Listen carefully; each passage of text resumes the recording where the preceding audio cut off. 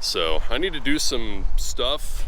All three of these cars need work. That needs a bunch of nonsense. That needs a bunch of nonsense. The Sentra needs race car stuff. The trailer's broken. And none of these things need enough stuff to warrant an entire video. So I'm just gonna work on all of them. And I'm gonna start with Charger. One of the many problems that this car has, but also one of the most annoying, is the wipers don't work. And those are kind of nice to have, and we don't have them, and that's a problem. I'm gonna check the connections on the wiper motor itself first, because sometimes these can not work no more. Not work. Could be the motor too, but I kind of doubt it. Okay, so they don't work, but if I move them, I said if I move them, they'll start. I said if I move them, they'll start working. Hello? Yeah. So as I was saying, if I move them, sometimes they'll work and then not work again. So pretty sure it's the motor.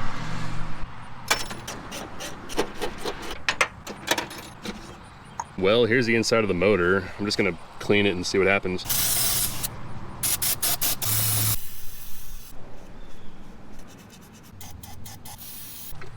All right.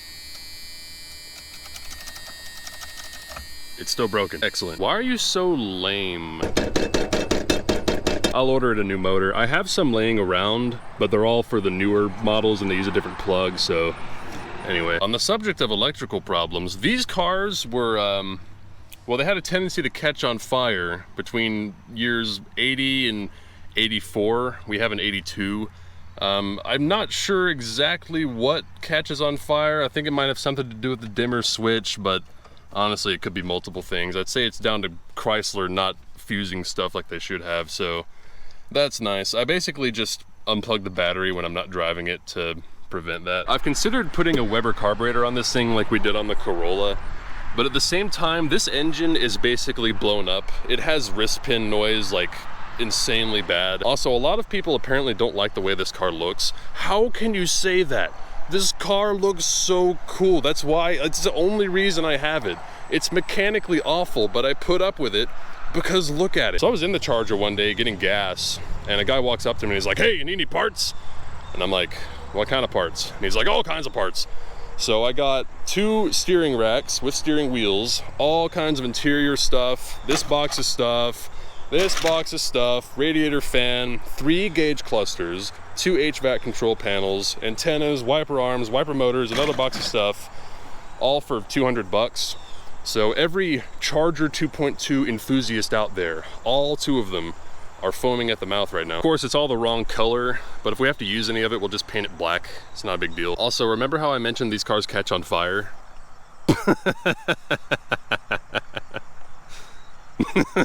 I've kind of given up on the gauges on this car. Before, basically none of them were working apart from the clock and the voltmeter, but now the tachometer's also quit, so I'm just kind of over it. I don't care at this point. And you might be thinking, oh, you just got some gauge clusters, just put these in. But these are not the same. They're more complicated because they're from a higher trim model.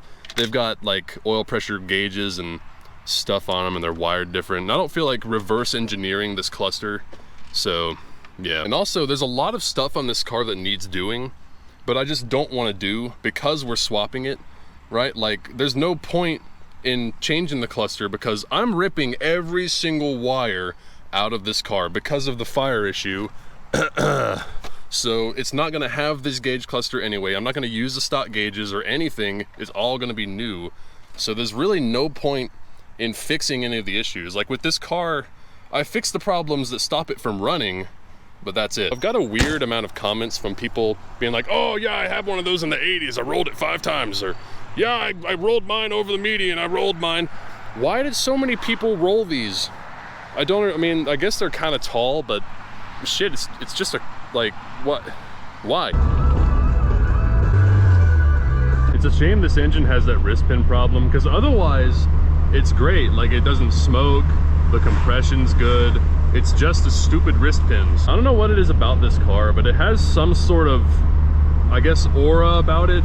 It's like people see it and they're like, "I need to tailgate that car," or "I need to pull out in front of him." It's just like, I have so many weird encounters with other drivers when I'm in this car. I don't know what it is about it. Oh yeah, house. That's almost done. It's so hard to get in reverse because the stupid shifter hits the seat. All right, let me move my seat back forward now that I've shifted.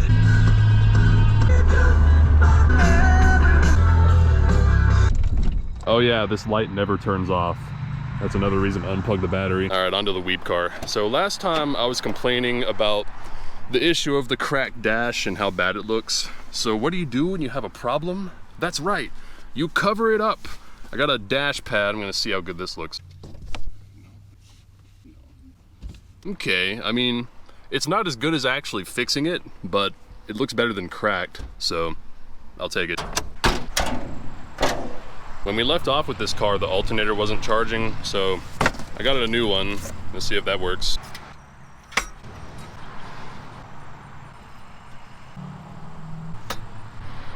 All right, new alternator, new belt. That's charging now.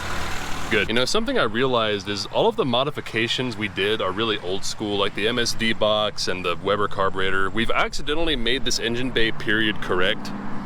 So that's, you know, that's that. Let me tighten that belt a little bit.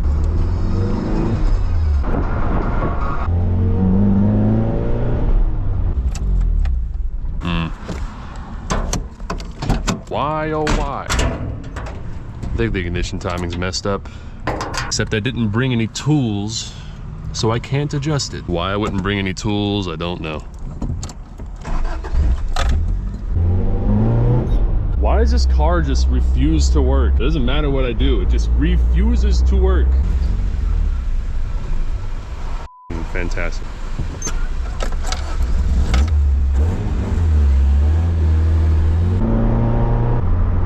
Thank you 8.6 for yet another awful driving experience. I think I found the problem. So when we had this valve cover off, when we put it back on, I think we pinched this wire for the distributor, and that's not good. Oh yeah, we pinched the shit out of that thing. Whoops, my bad.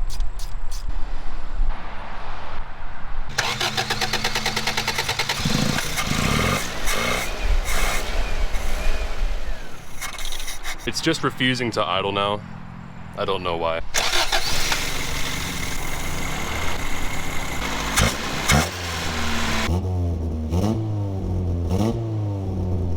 So I got it running again. I just can't get it to run smoothly. It always misses and sputters. I'm gonna take apart this carburetor now. As I suspected. The carburetor is full of shit. The issue is these paper filters don't filter enough. They let so much crud get through them. So we're gonna have to figure out a better fuel filter. I had bought some different jets to put in it to try to tune this thing, but honestly, before it clogged up, it was running pretty decent, so I might just put a bigger idle jet in it and call it that. A lot of guys will argue like, oh, I like tuning with a screwdriver instead of a laptop. Man, this shit blows.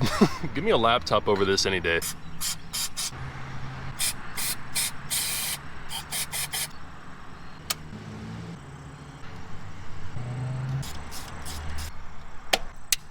Now before we start this thing and clog it up all over again, I'm gonna upgrade the fuel filter.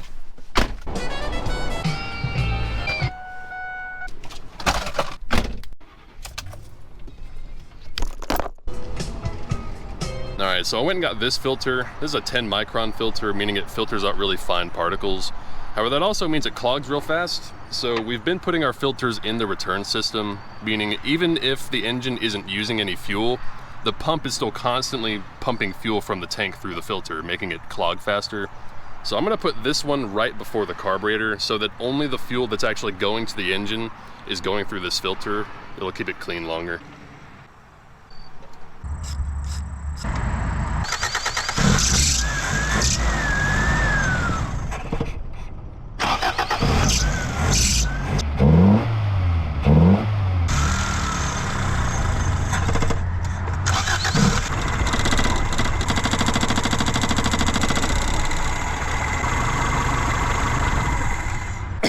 So it wasn't just the carburetor, it was also the ignition timing. I've realized that this MSD box is highly voltage sensitive.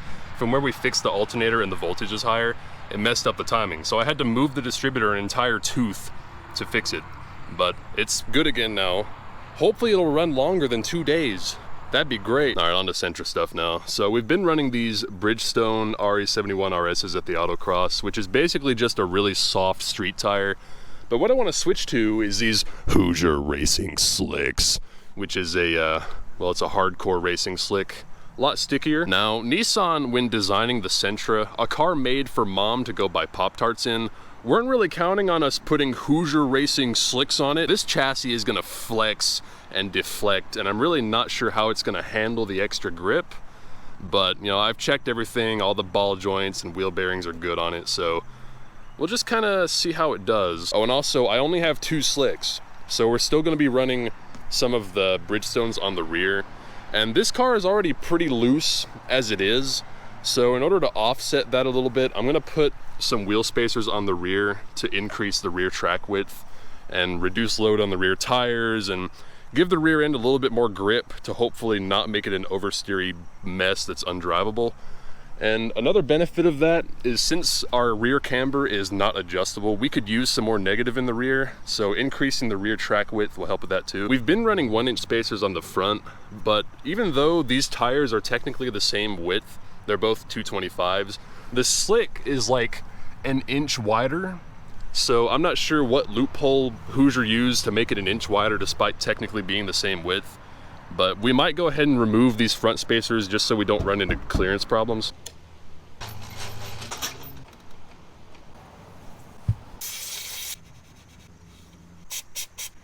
So these spacers I bought have a different thread pitch, and that was kind of an oversight on my part because these lug nuts I have are too long, they won't work, and these lug nuts won't go on to the original hub, so I need to get different lug nuts.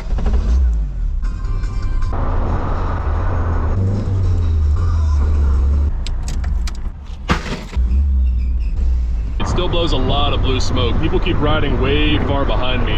It's my anti-tailgater spray.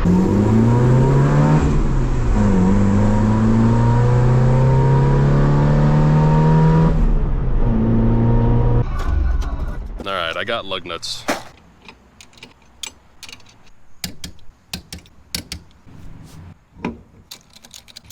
Well, it changed the look, I know that. That looks pretty damn aggressive.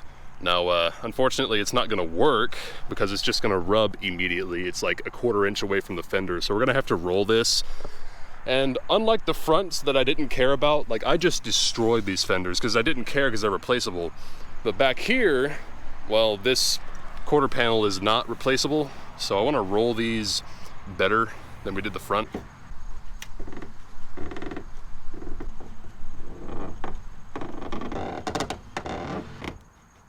All right, I think that should be good enough. Something I realized while rolling these fenders is our beam is not centered. The wheel on the right is sticking out more. We need to adjust our Heim joint.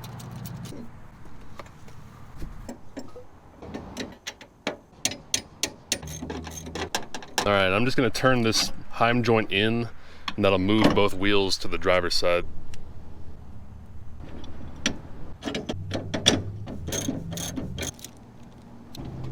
I went too far the other way. Damn it.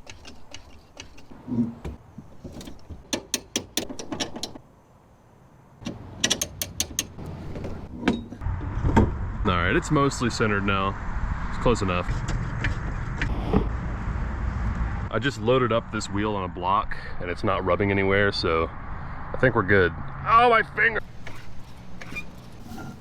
So like I said before, the slicks are gonna put a lot more stress on the components, and we've been running these generic Chinese wheel spacers, which would probably be fine, but I'm gonna switch anyway to these Titans, which are a little bit more trustworthy than these.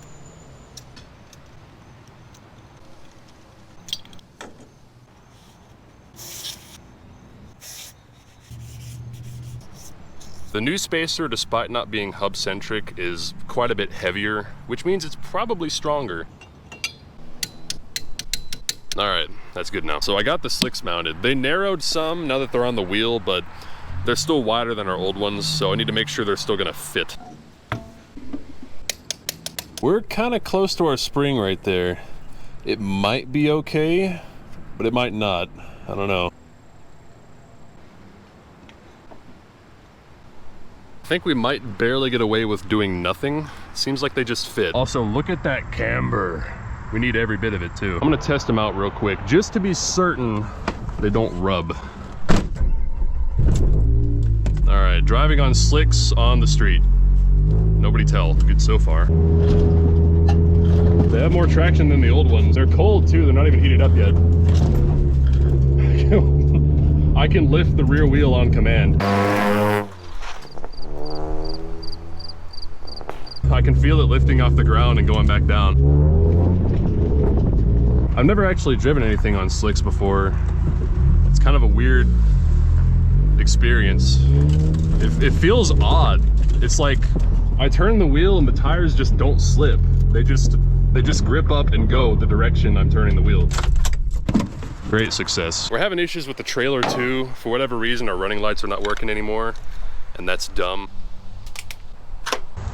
So apparently it's not a trailer issue at all, it's the Ford's fault because it's not supplying power to the plug. So I'm gonna try to find the fuse. I found a blown fuse, so that's probably it. Why it blew, I don't know. It looks like one of those cheap knockoff ones, so that might be the problem. We'll throw a new one in it and see what happens. Well, I put a new fuse in it, so we'll see if it works now. Hey, there we go. Okay, so hopefully it blowing that fuse was just a fluke, and it won't do it again. All right. There's also the issue of these wires down here that are hanging kind of low. I'm afraid some road debris is gonna catch one of these and rip it out, so I'm gonna hang them up a little better.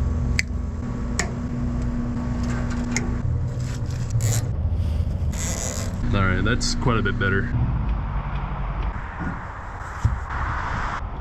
In the past, I've never really used a torque wrench on wheel studs, but recently I've started to because, you know, whether you're a mechanic working on other people's cars or just to save face on your own car, if in the event a wheel does fall off, if you used a torque wrench, you can go, oh, well, I torqued it to spec and it fell off. I don't know what happened. But if you didn't use a torque wrench, it's gonna be, oh, you didn't install it right. That's why it fell off. And for someone like me, that's gonna have a lot of people watching that wheel fall off, I can just roll back the footage and go, see, I used a torque wrench, I did it right, it's not my fault.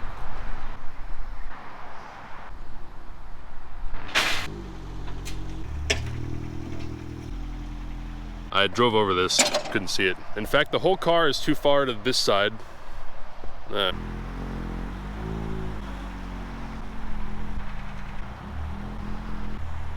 Yeah, that's better. The worm. Now, I used to think that I didn't need a truck with four-wheel drive, but I've realized that I do, because I'm always doing shit like this, like loading a car on a grass hill. Like if I wasn't in four-wheel drive right now, I wouldn't be able to back up.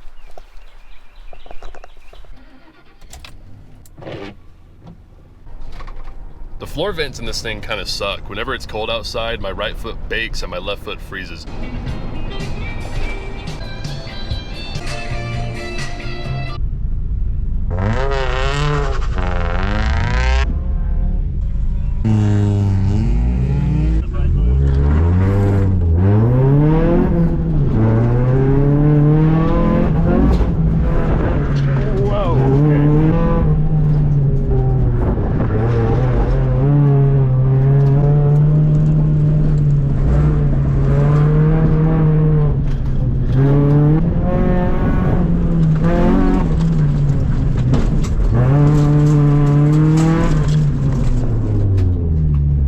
To say these have more grip is a understatement.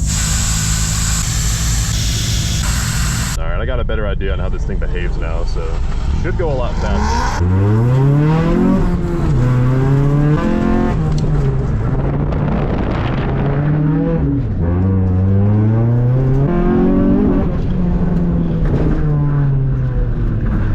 I got no brakes. Yeah, I lost my front brakes. I think I blew a line. No good. The Hoosiers were too much for my brakes, I guess. Oh, there's a lot of brake fluid right here. I blew a brake line. Oh, shit. or a brake fitting or something. Can you get in there and step on the brake? Yeah. So I can see where it's coming from? I think I see it. I thought I was like, oh, did I flare a line wrong? No, it's coming out of the sensor. You get through?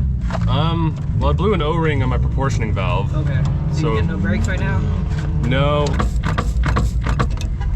Let's see if Lowe's has an AN plug. I hope it's AN. Actually, I think Lowe's has MPT and not AN, right?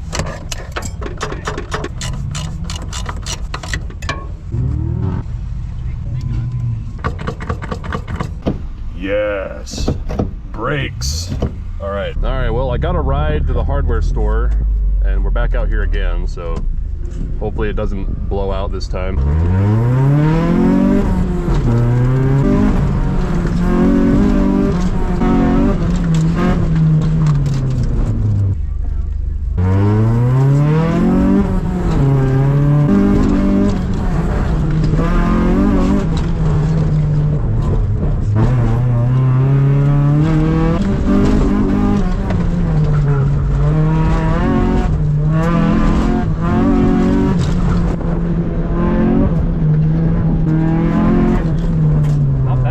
Almost a 40.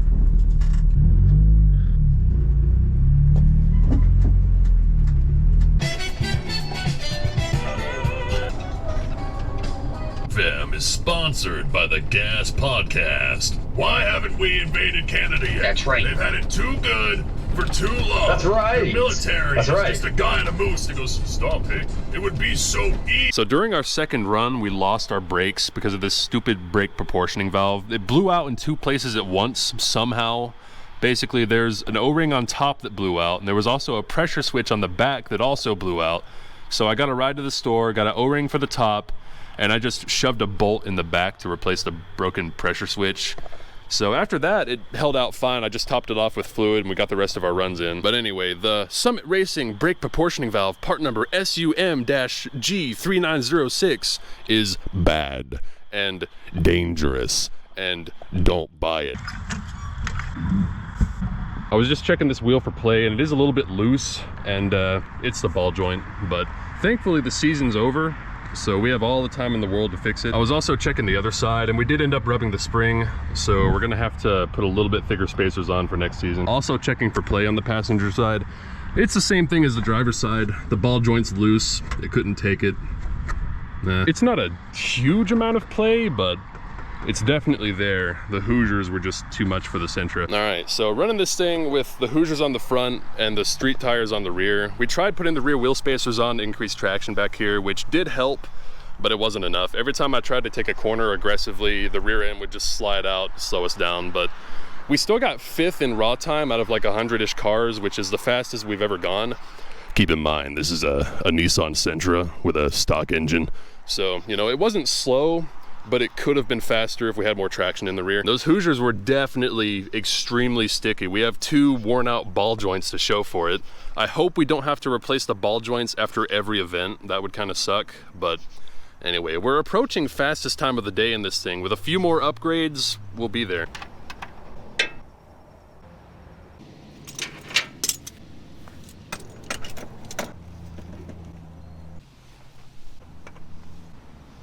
I got some of these locking oil filter pliers because they look cool.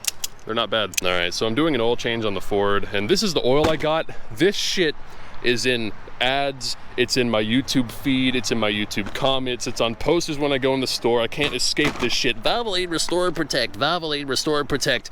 It's everywhere. So apparently this is, you know, good stuff, or that, or they just, you know, paid billions of dollars on advertising. Either way, we're gonna try it. So supposedly it's like a high detergent oil. It's supposed to clean out your engine real good. So I'm gonna take some pictures of down in the valve covers and this fill cap and this fill cap and the dipstick, and we'll see if it cleans any of that in 6 months time. Yeah, I would remove a valve cover and take a picture, but that's a pain in the ass, so no.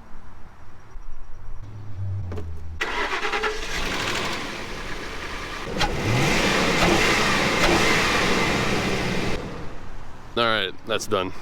Well, I think that's all the miscellaneous crap I needed to do. So I think next I'm gonna go ahead and put coilovers on the Corolla and autocross it next. So subscribe.